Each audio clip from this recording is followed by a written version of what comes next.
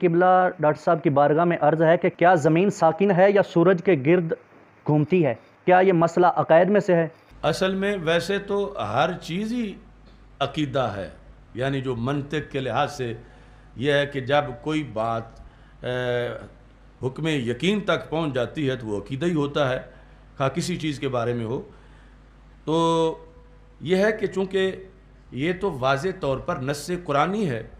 تو اس بنیاد پر ایمان رکھنا ضروری ہے کہ اللہ تعالیٰ فرماتا ہے امن جعل الارض قرارا، کہ وہ اللہ جس نے زمین کو مستقر ٹھہرا ہوا بنایا۔ تو قرار یعنی زمین مستقر ہے، ٹھہری ہوئی ہے قرآنی نقطہ نظر سے۔ باقی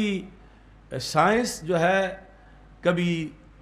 دا سن از سٹیشنری کہتی ہے، کبھی کسی نظریے کی طرف جاتی ہے، تو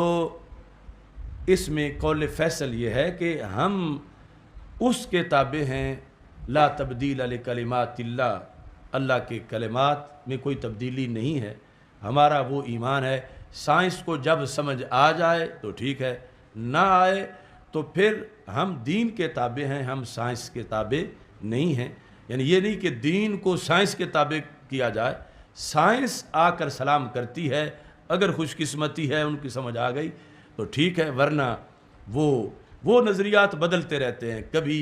ایک سائنسدان کا ایک نظریہ ہے، دوسرے کا اس کے خلاف ہے، تیسرے کا ان دونوں کے خلاف ہے، پھر کبھی پہلا جو ہے وہ اپنا بدل رہا ہے۔ تو جب قرآن میں واضح آ چکا ہے تو اس کو ایسے ہی ماننا چاہیے۔ ہمارے استاد محترم علامہ عطا محمد بندیالوی رحمہ اللہ تعالی، ان کے پاس پڑھتے ہوئے اس پر ہم بحث کر رہے تھے، چونکہ وہ سوال و جواب بڑے تند و تیز ہوتے تھے۔ تو استاد صاحب فرمانے لگے کہ جتنا بڑا یہ کرہ ہے، زمین کا کرہ ارض، اگر اس میں ارتعاش اور حرکت مانی جائے تو اس میں تو منٹ کا زلزلہ برداشت نہیں ہوتا۔ تو یہ ساری ہی اگر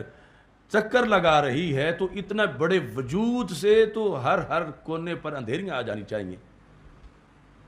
کیونکہ ایک تو ہے نا چھوٹا سا پہیہ حرکت کر رہا، ایک ہے بہت بڑا وہ جس پر جھولے لگے ہیں وہ حرکت کر رہا ہو، اور یہ زمین ساری اتنی بڑی جو ہے، تو پھر اس کی آبادیاں، اس کے جنگلات، اس کے سمندر، اس کے پہاڑ، تو اس بنیاد پر یعنی یہ محض چھوٹی سی عقلی دلیل، ورنہ کائنات جو رب نے بنائی ہے ہماری چھوٹی چھوٹی عقلوں میں آتی نہیں کہ اس کا نظام کس طرح کا اس نے بنایا ہوا ہے۔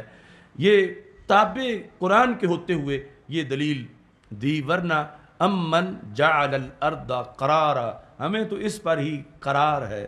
کہ اللہ تعالیٰ نے زمین کو مستقر